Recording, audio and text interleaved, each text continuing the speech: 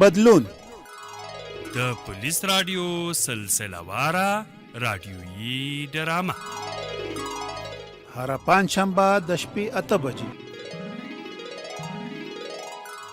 د بدلون ډرامې په تیره برخه کې تاسې واورېدل چې جمال او حمید دا پلان جوړ کړ چې د جمال کشر ورور د کمال په اړه به خبره خپره کړو چې خارج ته یې لیږو، د کوم په وجه به چې قاچاقبر ته لار پیدا کړو.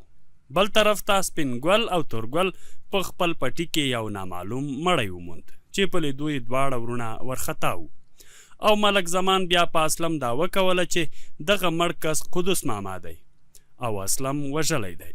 اوس به واورو چې آیا حمید کمال ته د خارج د تګ په هکله قناعت ورکولی شي او که نه.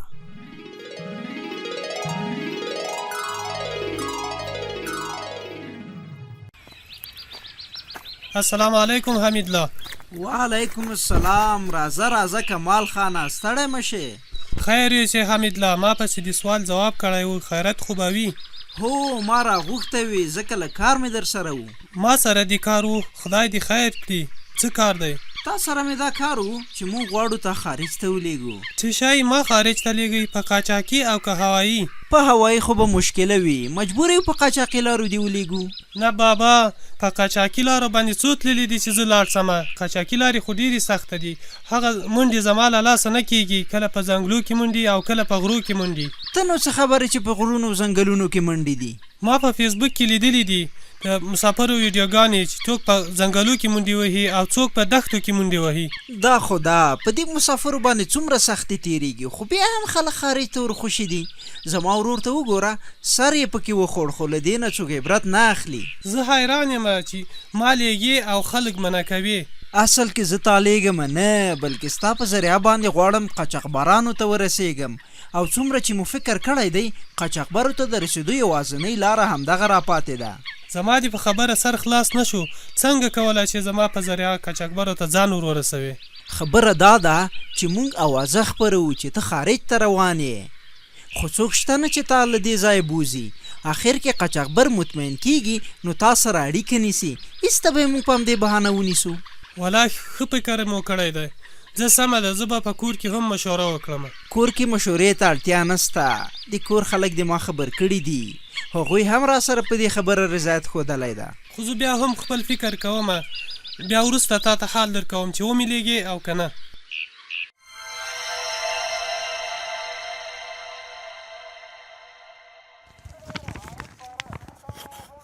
څه کوې والکه ګلدینه؟ دا څه شی لیکې؟ امیر صاحب دا یې وارې زه لیکم، هغه باندې سړی ناست دی، هغه ته یې لیکم، په یو چا شکایت لري. داسې وکړه چې دا عریضه پرېږده، بل څوک به یې ولیکي او یا یې بل چاته وسپاره. ته راسه چې د هغه مړي پاک له خبرې وکړو، کوم چې موږ د قدوس ماما په پټو کې پیدا کړ. سمه ده امیر صاحب، وایه. راځه ما سره په سوپې کښېنه. دغه دی، کښېناستلم امیر صاحب. خبره دا ده چې د دغه مړي په هکله د څه خیال دی چې د چا به وي؟ کاره خبره ده چې شک مو په قدوس ماما دی، شاید هغه وي، خو ولې؟ شک خو زما هم دی، خو بیا هم باوري نه یم، ځکه د جیب سامان کې مو داسې څه ونه لیدل چې د قدوس ماما شک دې پرې وشي. چې اوس قدوس ماما نه دی نو څوک دی؟ کوم بل کلیوال دی او که کوم بل مسافر؟ اوس به هر څه معلوم شي. ته راواخله هغه د عدلي طب ابتدایي راپور راوړه چې ویې ګورم. د عدلي طب راپور راغلی دی که څنګه؟ هو راغلی، ما ته ویل شوي و لکه چې، خو ته ترې خبر نه یې؟ نه والا، زه ترې خبر نه وم. ښه نو اوس یې راواخله او ویې لوله چې څه پکې لیکلي دي. سمه ده، دغه دی راخله مې چې ته صبر چې څه پکې لیکلي دي.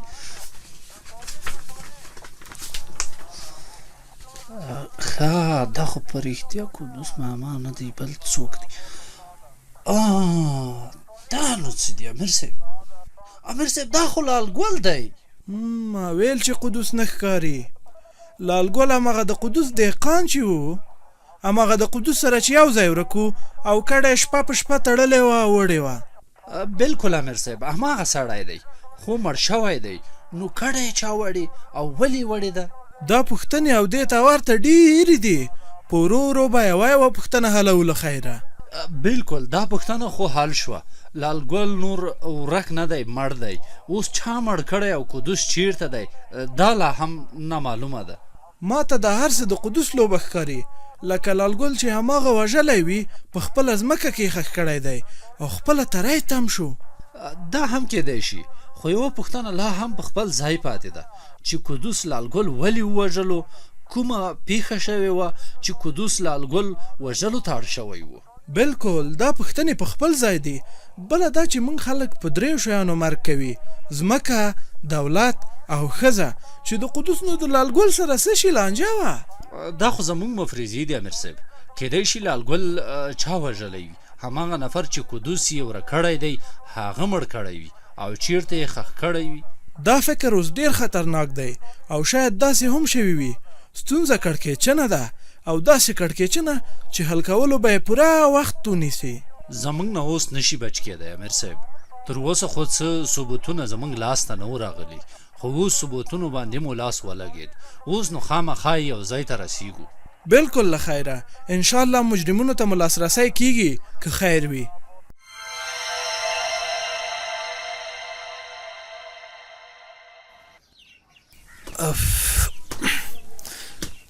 اول به کله کله غمو، اوس مې دکان سو صفایي پوکې کومه او صفایي پوکې کومه.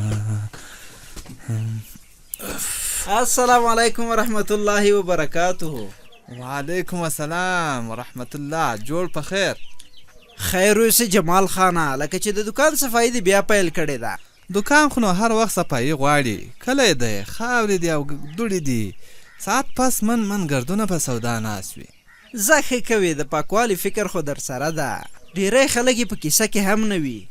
زه نو بیا د هغو خلکو نه یم. هغه پخواني خلکو ویلي چې د کوم شي رزق ګټې د هغه شي قدر باید وشي. نو دکان زموږ د رزق وسیله ده، پاک ساتل یې په موږ لازم دي. هو دا خو ده، هسې هغه خلک وایي که نه چې پاکوالی د ایمان برخه هم ده. ښه رښتیا دا خبرې خو به کېږي. دا راته ووایه چې د کمال سره دې څه وکړل؟ ودې لیده او که نه؟ هو ومې لیده او خبره مې هم ورسره شریکه کړه. ښه نو بیا یې څه وویل؟ خارج ته یې تلو ته غاړه کېښوده؟ لا تر اوسه خو یې غاړه نه دی ایښې، خو باور یم چې غاړه بږدي. چې دا څنګه یې خبرو ته غوږ درته ایښی؟ هغه له ما سره په سمه خولو خبره لا نه کوي. ما خو درته وویل چې ماته چل راځي. په اول سر کې خو یې مخالفت وکړ او ویل چې که په هوایي لارو مې لیږې نو ځم، که نه نو په قاچاقي لارو مې نشي لیږلی. بیا مې پوه کړ چې لیږو دې نه، یوازې دې اوازه خپروو او ستا په وسیله قاچاقبرانو ته ځان رسوو. بیا یې وویل فکر به وکړم.